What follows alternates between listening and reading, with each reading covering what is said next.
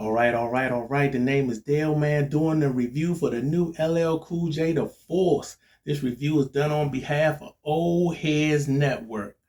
All right, if you had told me in the 90s and the 2000s that LL would do an album where Q-Tip is doing most of the production in 2024 with both of them in their 50s, I would have thought you was crazy. That shit just seemed unreal if you had told me that back then. But here we have it. And LL's longevity, he's like the icon for longevity in hip hop right now. I mean, he's been doing this since the 80s and he still is able to drop a new album like this that's relevant and is good in 2024. His first single, I believe, came out in like 1984, I Need a Beat. And I believe his first album came out in 1985, Radio. And LL, I believe, has like 15 albums total, if I'm not mistaken. The last one that I heard and had before this album, for this new album, was Exit 13, which came out in 2008.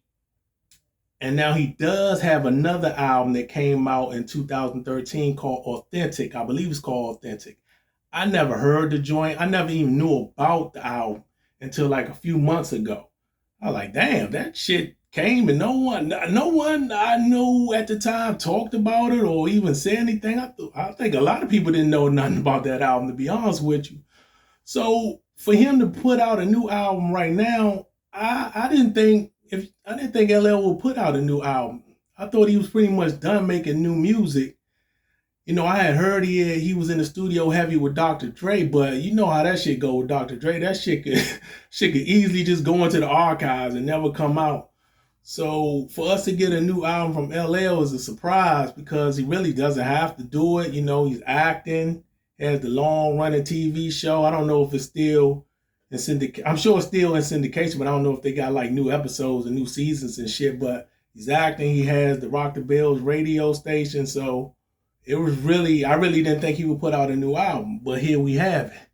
And the rollout for this new album has been tremendous. I got to give him a lot of props. He's been on every podcast, every show that you could think of that's even related to music. He's even been on shit that's not even music related, like Good Morning America.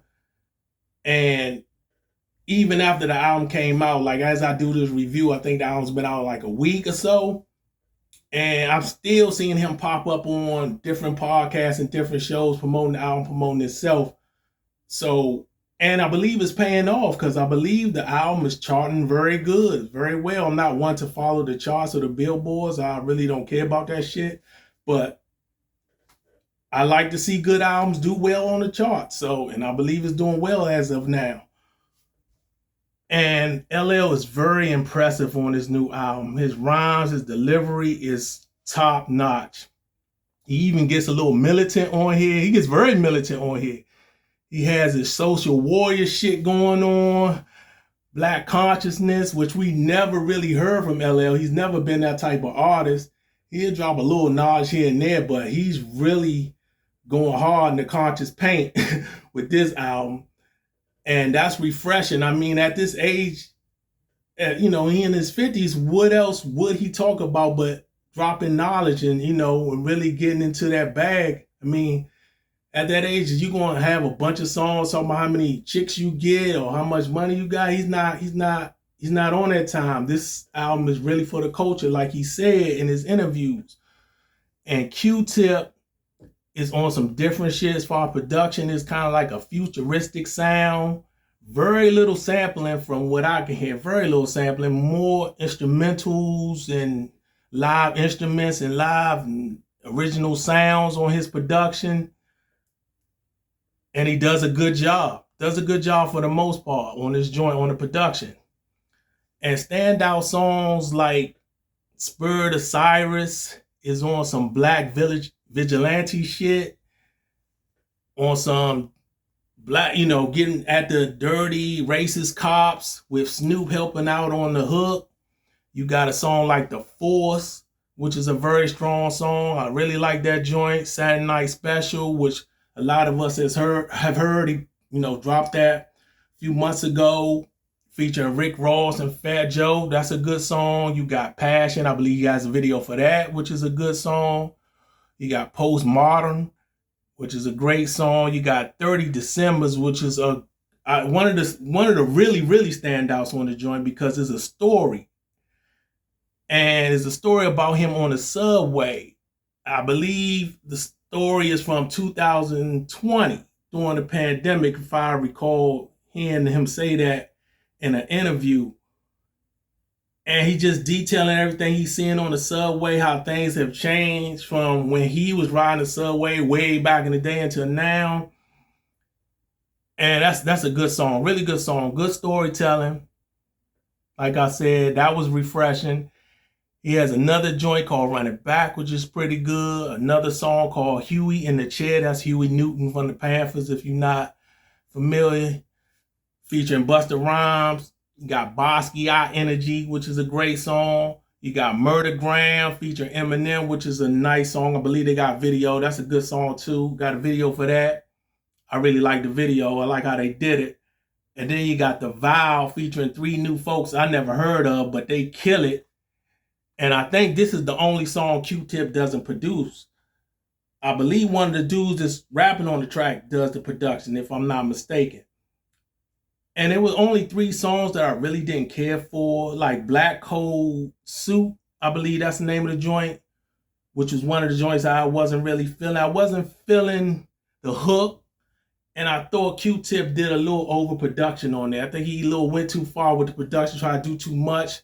I really didn't care for that joint. And then you got joints like Proclivity. He got a video for that. You know, that's featuring Sweetie. I'm not mad at the song. Even though I don't care for it, I still feel it's needed for the album. I mean, what's an album without a song dedicated to the ladies if your name stands for Ladies Love Cool James? I mean, you gotta have a joint for the chicks on your album. So I'm not mad at it at all, even though I won't be listening to it. But it's like a updated, like a 2024 version of his old song, Doing It. If you remember that joint, it gives me that type of feel.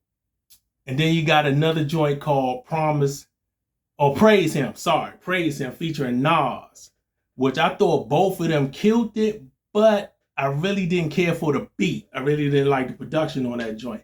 But that joint could grow on me, so I'm not totally ruling that song out. Now, how this album stacks up to like the rest of his category, I don't know, his discography, we'll talk about it. But I thought this album hits so many different styles and so many different subjects, but it still flows, it's still cohesive. And maybe that's due to the one producer, but it's not all over the place, even though you got conscious songs, you got storytelling songs, you got battle rap songs, you got braggadocious rap songs, you got introspective songs, you got a sex song, chick song, whatever you want to call it. But it still sounds like it's moving in one direction. It's not all over the place. And he got so many different things in there, but it doesn't seem like he's trying to please everybody. And I'm going to go high on this grade. I'm going to give it an A-, just getting to the A-. I was thinking a strong B+, but it just gets to the A-. And like I was saying before, how would I rank this compared to his other albums in his discography? I'm going to have to put this high.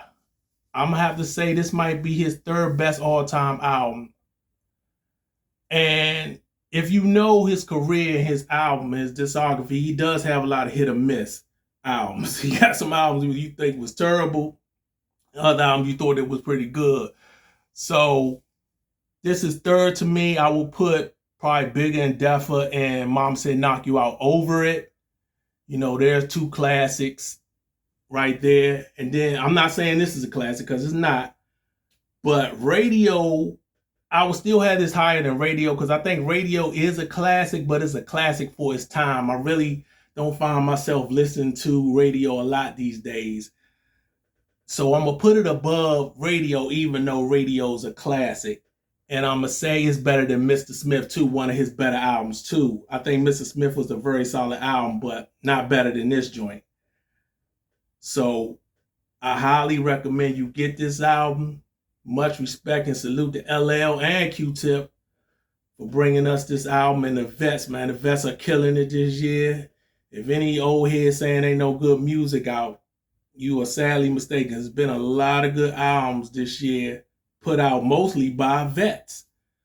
So subscribe and like the review and all that good shit, and I'm out. Look, mission impossible to drop a few lines without dropping old times when Southern Hill was still a gold mine. When pistol grips was my shit and I sold mine. When Alias was not a show and they told mine. Elevate your mind with high quality THC infused products.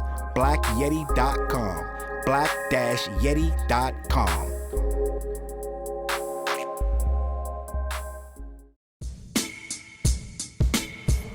CLB.